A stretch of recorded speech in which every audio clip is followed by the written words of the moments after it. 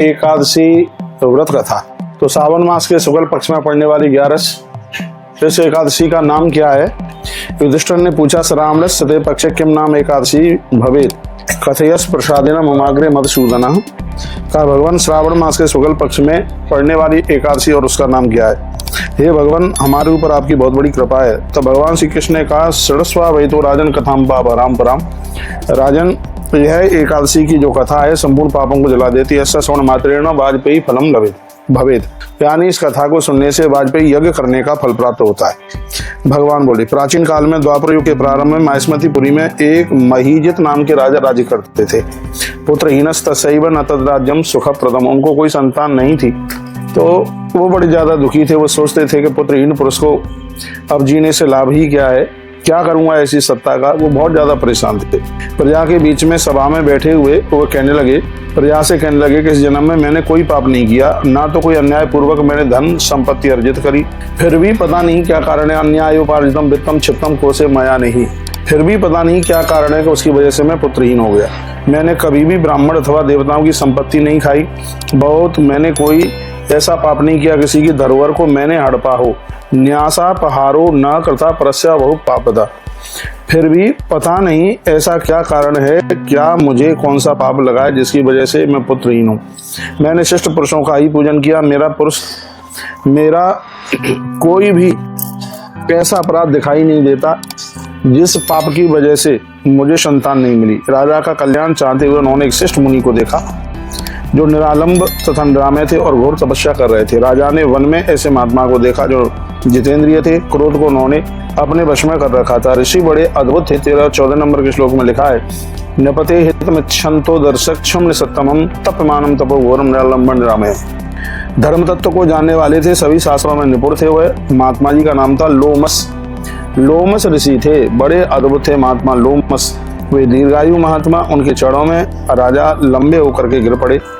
त्रिकालदर्शी महात्मा ने उन्हें उठाया, खड़ा किया, अंक में भरा, आशीर्वाद दिया। ज्ञानकुल यथा योग्य राजा का खूब आदर सम्मान भी हुआ। लोमस महर्षि ने कहा, आप लोग यहाँ किस काम के लिए आए हैं? अपने आने का प्रयोजन बताइए और मुझको देखकर प्रसन्न होकर तुमने मेरी स्तुति की है, अपना क्या परिचय आप बता पाएंगे? 19 नंबर का श्लोक है, किमर्थाम ये संप्राप्ता कथित दम सकारणम दर्शनाधिष्ट मनसा स्तवंत शैव माकिम। मैं निश्चित रूप से आप लोगों का कल्याण करूंगा, आप हमें बताइए। लोगों ने कहा, हम लोग अपने आने का प्रयोजन बताते हैं। हे गुरुवर, क्या बताएं? ब्रह्मा जी को छोड़कर आपसे श्रेष्ठ और कोई हमें दिखाई नहीं देता। हम बड़ा मन लेके आए, महीजित नाम के राजा पुत्रहीन हैं। हे गुरुदेव, हम लोग इनकी प्रजा हैं, इसलिए हम आपके पास चल करके आए। राजा को पुत्र की प्राप्ति कैसे हो? राजा को पुत्रहीन देख करके हमें भी बहुत ज्यादा कष्ट है। तपुत्र हितम दृष्ट्वा तस्य दुखेन दुखिता। अतएव निष्ठायुक्त बुद्धि बनाकर यहाँ तपस्या करने वाले हे गुरुदेव, राजा को संतान कैसे हो उसके लिए उपाय बताइए।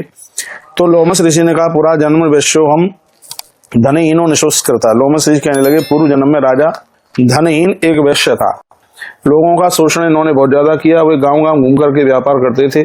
ज्येष्ठ मास के शुक्ल पक्ष में 10वीं तिथि को दोपहर की वेला में गांव की सीमा पर इन्होंने एक मनोहर जलाशय देखा। ये लिखा है, रम्यम जल स्वयं दृष्ट्वा जल पाने मनोदते। उस समय ये प्यासे तथा जल पीना चाह रहे थे। उसी समय वहां पर एक गौ माता अपने बछड़े के साथ आई। वह प्यास से व्याकुल थी, धूप से व्याकुल थी और इन्होंने उस समय उस गाय को जल नहीं पीने दिया। 30 नंबर के श्लोक में लिखा है, पिबंती वारित्वा तामसु तोयम पयुषयम। खुद पानी पी रहे थे और इन्होंने उस गाय को पानी नहीं पीने दिया। जो किसी के जल को छीनता है, किसी के अन्न को छीनता है, तो उसका परिणाम यह भोगना ही पड़ता है। उसी पाप के कारण ये पुत्रहीन हो गए हैं। किसी जन्म के पुण्य के कारण इन्होंने अकंटक राज्य तो प्राप्त कर लिया है, लेकिन संतान नहीं मिली, क्योंकि पूर्व का पाप। इसलिए पुराणों में बताया गया है कि पुण्य से पाप का नाश होता है। अतः आप उस पुण्य का उपदेश करें जिससे कि पाप का नाश हो जाए। गुरुजी आप कृपा करें। जैसे कि आपकी कृपा से राजा को पुत्र की प्राप्ति हो। तब गुरुजी ने कहा, सावन मास के शुक्ल पक्ष में लोक विख्यात पुत्रदा नाम की एकादशी आएगी। वह वांछित फल प्राप्त कराती है। आप लोग उसी का व्रत करें। इस बात को सुनकर वे श्रवण नगर में पहुंचे।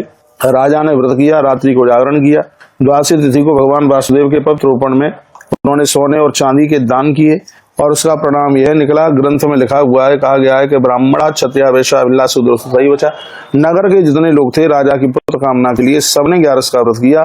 एकादशी के व्रत के तत्पश्चात उनकी पत्नी गर्भिणी हुई, समय आने पर उनको अद्भुत संतान की प्राप्ति हुई है।